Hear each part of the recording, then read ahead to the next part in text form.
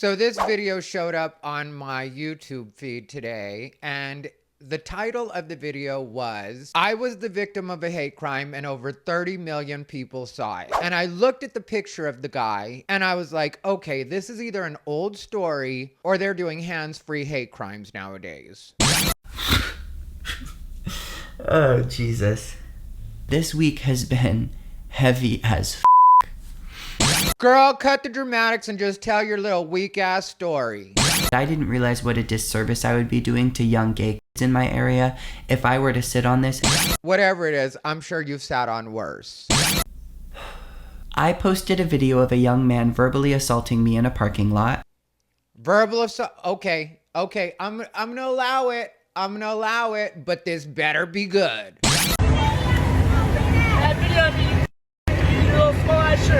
Okay, so the guy said, yeah, video me queer in your little small ass shirt. Which I do want to point out that queer is one of the politically correct terms for what people from the LGBTQIA plus community are. And I also want to know, were you wearing a little small ass shirt? Because in the video we're explaining the situation, you appear to be wearing a little small ass shirt. So is the little small ass shirt community going to be offended about this situation? Is his crime just being too accurate?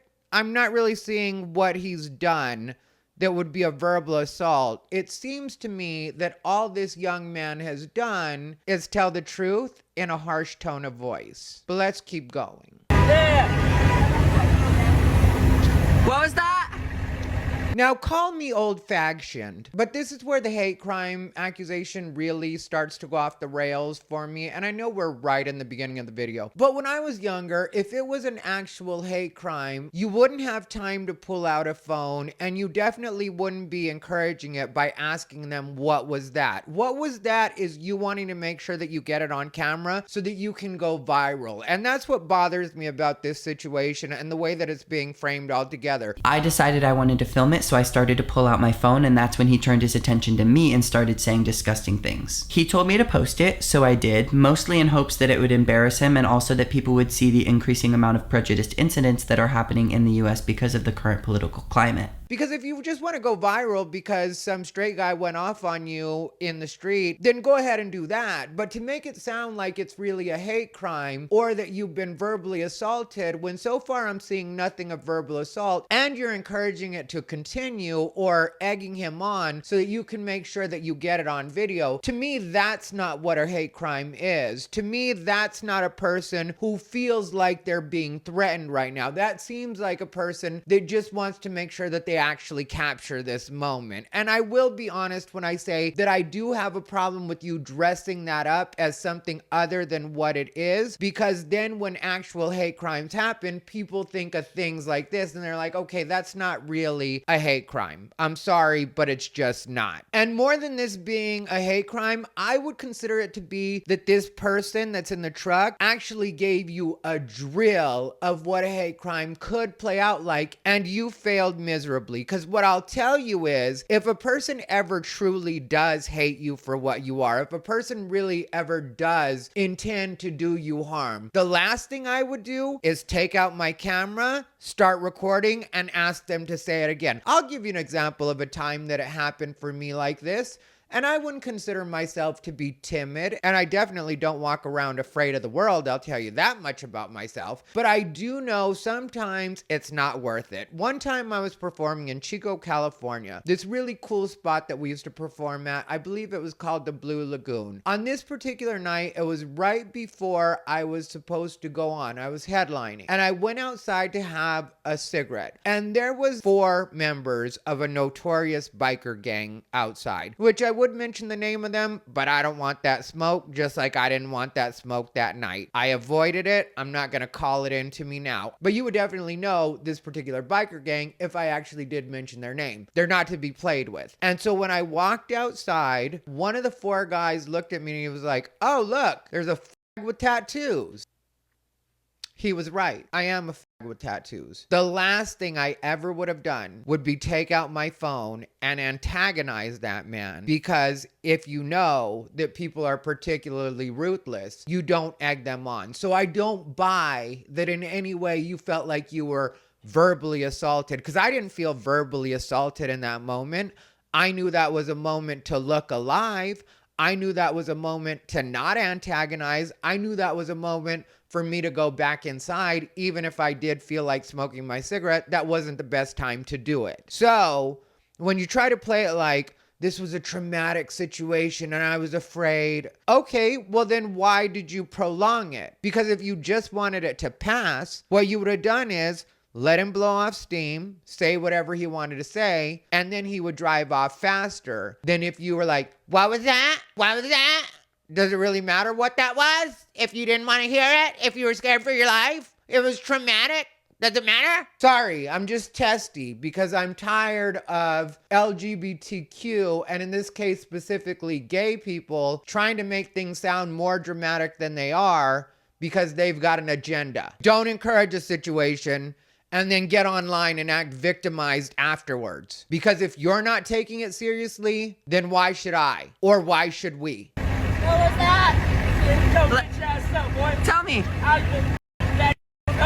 He did a spot on impression of your, what was that?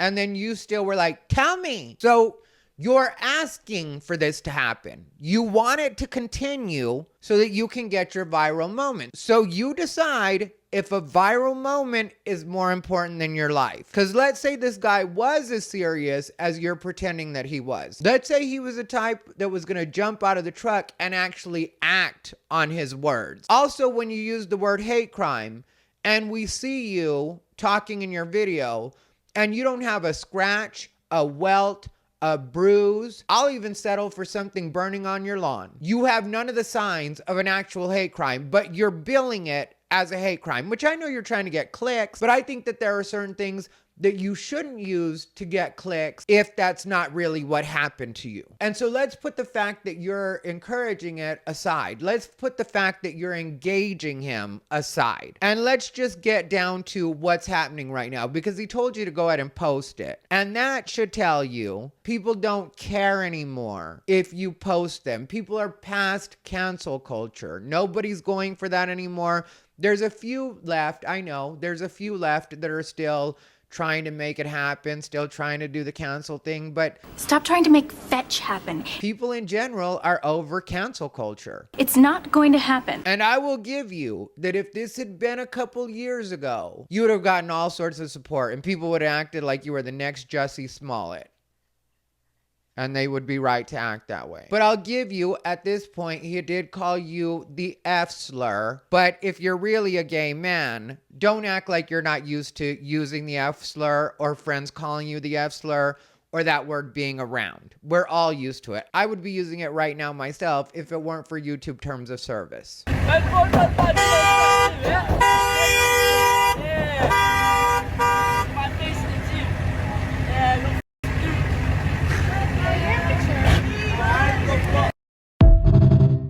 He told you to F some dudes. Was that not on your list? If somebody told me to F some dudes, I would be like, have you been reading my diary? I would not be offended at all. So I don't really know what you're on about right now, but I guess maybe we'll hear a little more in the explanation. What's up, everybody? Rivera here, the absolute best LGBTQ comedian in the world. All right, so before we get started, I'm just gonna ask that you like, comment, and subscribe. When you hit the subscribe button, make sure you click the bell and select all notifications so that you know every time I upload. I really want to get into this one though, because it really does bother me the way this particular guy, this creator, he's a creator by the name of Ian Lightfoot, and it really does bother me the way that he goes at this entire thing. And these are some of the responses I got.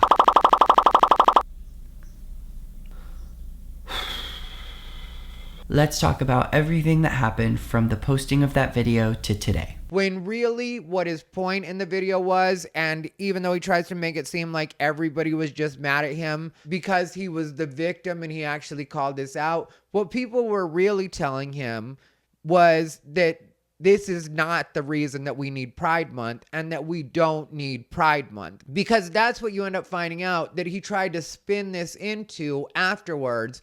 It was a thing where it was like, and this is why we still need Pride Month. My main point in posting it was to say, hey, Pride Month is really important because assholes like this exist who want us to hurt. Okay, we never needed Pride Month, to be honest. As gays, there was a reason for us to have Pride Month as gays, lesbians, bisexual, transgender, the community, let's say. But as LGBT people, I've discussed it before, I think there was a reason for us to have Pride or Pride Month or Pride Season. But as far as the general public and us needing corporate sponsors, no, we don't need that to be proud of who we are. We don't need everybody to cheer us on. We don't need everybody to join the parade. That's just what it is. It may bother you. I don't care how you feel about it. The truth is, we don't need a Pride Month, and we never actually needed a Pride Month. But when you try to spin it into that, of course people are going to tell you that no, that's not what this is going to be. And it's typical of the LGBTQ community at this point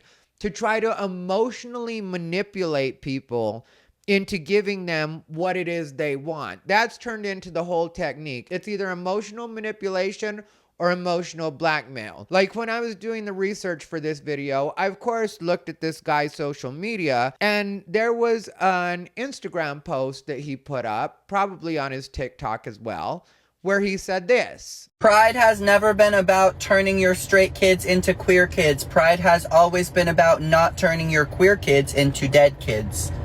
Listen to that again.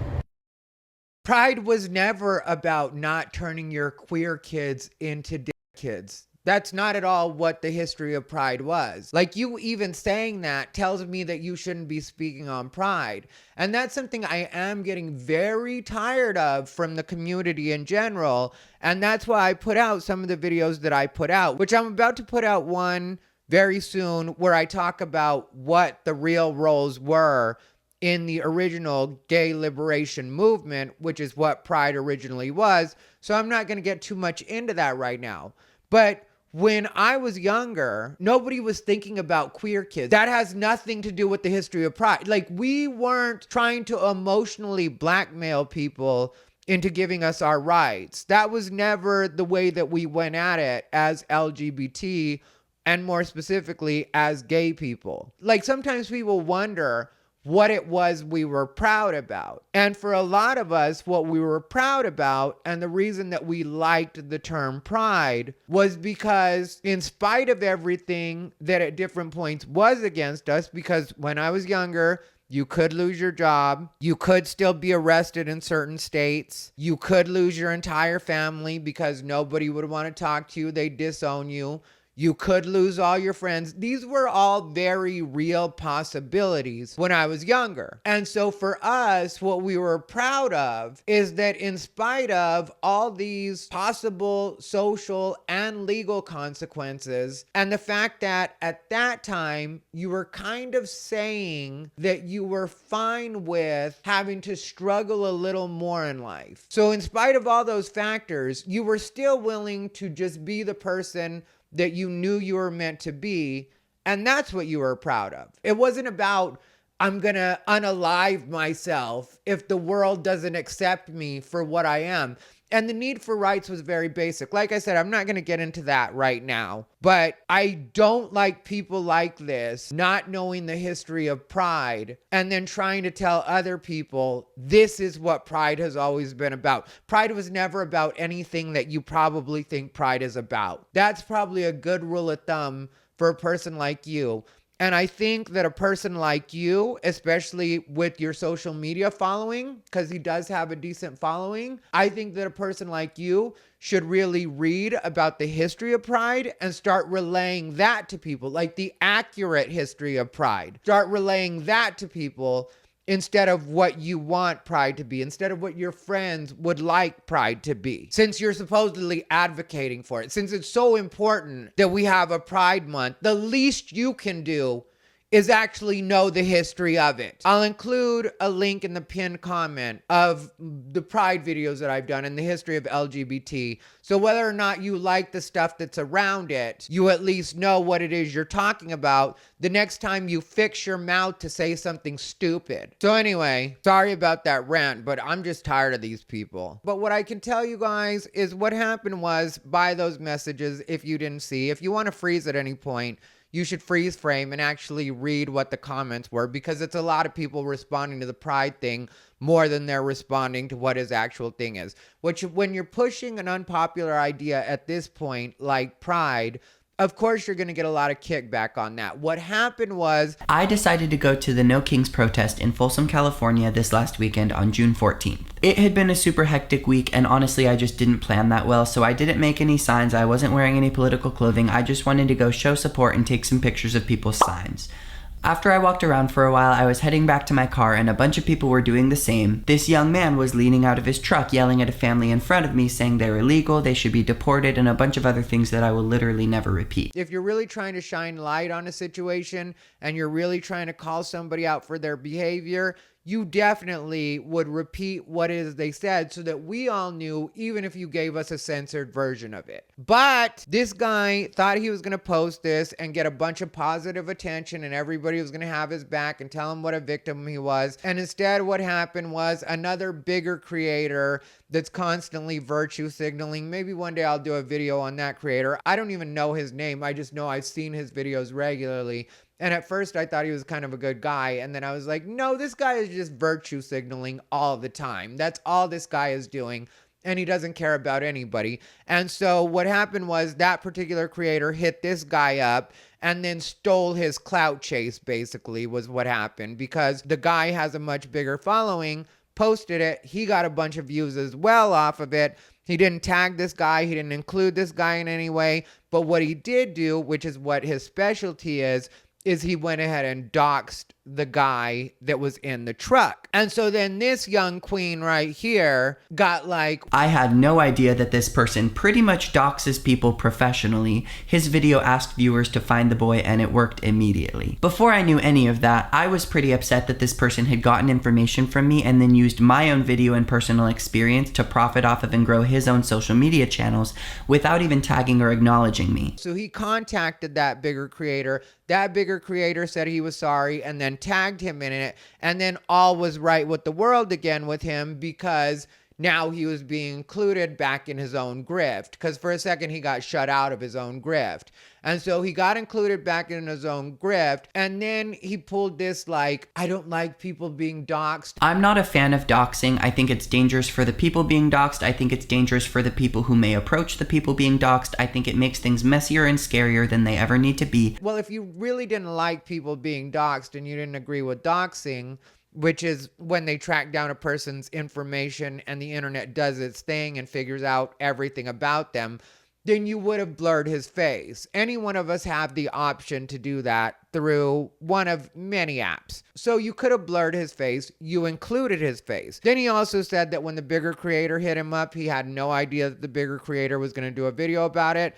But if somebody starts asking you for more details and they're a creator as well, I can tell you as a creator that you know they're going to do something with that information. They're not just asking you for your well-being. They actually probably want to do something with it. And as creators, none of us care. So I don't know why he's really acting like that's a thing. But what I would imagine happened was, once the other creator shared it, that other creator has more of a straight audience, or at least a mixed audience, and so that brought him negative attention, because originally when it was just going out to his followers were coddling him and acting like he had really been wronged in some sort of way, which I can admit that this isn't a nice exchange that he and this person have, because at a point he brings up that people accused him of having privilege and The constant comments calling me a fat, being called stupid and ridiculous and a groomer and whiny and privileged and so many other things. And really, you kind of do have privilege. Like, if you think that a person yelling at you from a truck is an actual hate crime, if you think that that's a form of assault, then you probably do live kind of a pampered life. Because for a lot of us, that's just a Tuesday in traffic. It's not that big a deal. We're definitely not going to feel like we need to file charges, because what eventually happened was the guy that's the bigger creator put that out and was like, internet, do your thing, find him. And so they were able to find out all of his information. And the bigger creator sent his information to this guy. And this guy, who supposedly doesn't like doxing, didn't refuse the information, didn't ask the guy why he did it. His name, phone number, parents' names, address, and high school were being posted everywhere. The creator of that video never followed up publicly or privately after sending me his information, which made me feel even more like he wasn't in it for the right reasons. He just thought that the guy should have followed up with him in some way after he sent him the information, and thought that it showed that the guy really didn't care because the bigger influencer didn't like, I don't know what he wanted. Like, did you want follow-ups, or did you want him to do wellness checks, or how far did you think he was supposed to actually care about what was going on past him getting you the information of the guy so that you could pursue it however you wanted to pursue it? And so this guy, who hates doxing people, probably didn't even want the information, went ahead and left a comment on the assailant's girlfriend's Instagram, and he was upset because she immediately blocked him. And when I commented on the girlfriend's Instagram post to ask if she knew that's how he treated people, I immediately got blocked. Well, I would have blocked you too, creep. I don't know what my boyfriend's out there doing, and I don't particularly care, and I don't know why you're trying to turn it into my problem. Okay, so he called you a couple of names. What do you want me to do about it? Like, let's be serious. What do you want me to do about it? Maybe I know he's a bonehead and I hate it too. He's just got good. I'm sure you can relate, or at least I know I can. And then he decided to check out the parents, and he noticed they were Trump supporters. His parents are also very avid Trump supporters, and they've posted a lot of things online that make me not shocked that they created who they did. Well, your parents probably voted for Kamala, and that's how you turned out the way you turned out. So what does it matter if his parents were Trump supporters? Just understand that this isn't Trump's fault, because that's the other thing he was trying to do, was make it seem like that the political climate has people. No, the LGBT community overplayed its hand, and now you're dealing with the consequences. And I say you're dealing with the consequences because for anybody that chooses to put themselves in the way of that, it's your consequences. For a person like me that is also gay, why am I not dealing with consequences? Why are people not coming for me like this? Maybe because I'm not walking around with a chip on my shoulder. It also could have been just one of the things where he was basically heckling, which is a part of protesting. Just like you have free speech, they have free speech. So sometimes they'll start heckling each other, the protesters and the counter protesters. Point is, I don't know what the hell happened before you started recording. But what I do know is, like I said, if you were truly scared, you wouldn't encourage it. That's what I know. But then to wrap it up with him and that other bigger creator, his thing was, I didn't understand why he would use my traumatic incident as a growth tactic for his own social media. I can't tell you how much money or how many followers he owes to preying on my story, but it is not zero. And I'm like, well, what were you doing, Mary? Because I think you were doing the same thing. You were also trying to cash in on your trauma. So you were mad because he was cashing in on your trauma as well. It doesn't make sense, and I don't take it seriously, whatever it is. And so then this guy right here, Mr. Ian Lightfoot, is also going on about how he felt like he had to do something because this is the kind of guy that'll drive through a protest or have guys meet up with him off of Grindr just so that he can hurt them. And it's like, that's not really happening on Grindr like that. So stop trying to make it sound like you're stopping something that's not really a problem we have in the gay community. I know every once in a while something goes left on Grindr. Tinder just had a big scandal, if you don't know about it. There was a doctor that was R-wording women. People had reported him to the app, and Tinder was still feeding him to people. But when it comes to Grindr, yeah, there have been a few incidents, but we haven't really had a problem like that. So you making it seem like that's an actual thing, you're being a hero to a situation that isn't existing. So there's that. But you know, supposedly he's worried about this guy, the assailant. He's worried about him, the perpetrator, the perp. He's worried about him because he's 17 or 18 and he didn't want to ruin his life or whatever. And it's like, there's so many inconsistencies in the way that this guy talks about it, and I'll put the link to his video in the description if anybody wants to see it. Maybe you'll think I'm being just too harsh about it, but just none of it reads as genuine. He contacted the guy's school, and really, it's like, what is the school gonna do about it? Because if it didn't happen on school grounds or during school hours, I don't really know a lot of schools that are gonna care about that. All he did was say some stuff you didn't like. He tried to get a hold of the parents. The parents had both shut down their social media. He thought that somebody should have reached out to him in some way. I have yet to hear a word from either parent or their child about the way that he treated me and others very publicly on video. But what you have to understand is some people just don't care about your feelings like that. Like, that's something you have to accept about not just these situations, but life in general. In certain instances, your feelings just don't matter. And if the parents think you're stupid anyway because of the way that you're conducting yourself on social media, what are they going to do? Get on the phone with you, and then you have another friend recording and you have them on speaker, and now you have a recording of them that you can post where they're being insensitive or not taking responsibility for what their son did. And you said he could be 17 or 18. Let's say he's 18. They're like, not my problem. He's an 18-year-old man at that point. I, as his mother or his father, am not tracking him like that. So I don't know why you're trying to snitch right now to me as his parent, but I don't really care. Maybe they've had their own situations with him. Who knows? I know nothing. But what I do know is nobody wanted to humor you. So then you were saying that I've contacted the school district that he's in and I'm waiting to hear back. I'm kind of expecting them to tell me to go to the police, and I'm willing to do that if needed. okay, well, go ahead and call the police then. But I would imagine that what the police are going to tell you is that, yeah, he said some things that maybe weren't so nice. And yeah, maybe he talked to you in a tone that you might not want people talking to you in. But he didn't threaten you. He didn't imply that he had anything that he could use to threaten you with. He didn't lunge at you. He didn't do anything that could really constitute being a menace. And that's the other thing that I don't think you really understand is there aren't legal consequences to just saying stuff that you don't like. I mean, when it comes down to it, I've told people this before and they get mad at me. But hate speech is free speech. Call to action is something different. He didn't try to incite anything towards you.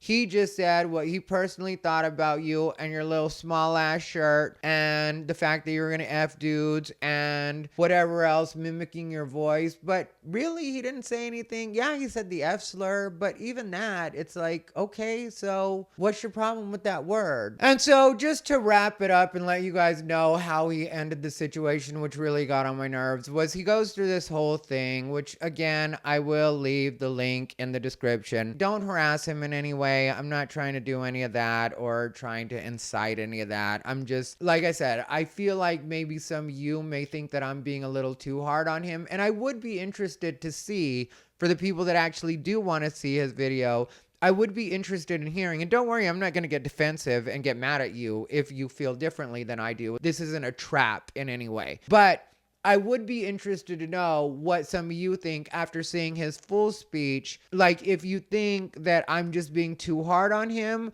or if you think that, like I do, where he just turned into kind of a bit of a crazy Karen, because you're hitting up the girlfriend, you're hitting up the school, you're hitting up the parents, and you're looking for people to really care about your feelings, and then you're disappointed because people online didn't care about your feelings. And then you get to this point where you're like, I just wish I didn't have to talk. Well, you don't. You're in charge of your own social media. I'm hoping that this can be the last time that I talk about it and I can just move on to regular content again. And then he also used that cheesy line where he said, I realized that my priority should be the little brown and queer kids who could be in danger if they spend time around him, so I'm going to stop trying to protect the oppressor and do what I can to help those communities. And it's like, you have a ton of social media followers between TikTok and Instagram, which means you're making thousands of dollars a month as a young gay man, good looking ish. Not gonna act like he's really eye candy, but he's good looking ish. And you think that a guy in a rusted out truck with a bad haircut is your oppressor? Please stop just using terms that you heard on the internet. Because if you don't know what the definition of an oppressor is any authority a group or person that uses its power unjustly to keep people under control. Okay, now how is it that you think that this particular guy has power and authority over you and is keeping you under control? That's why I say stop just using terms off the internet and acting like this fits what I'm going through. This fits what we're going through. This young man is nobody's oppressor, and it's nothing against him. I'm not even saying anything or trying to be shitty towards him, but it's just he's not above or in charge or can't assert power over anybody. Where you have money and influence to a degree, a platform, and then you also have to take into account that this will sometimes get on my nerves because I am brown and gay, which I don't lean on either of those things.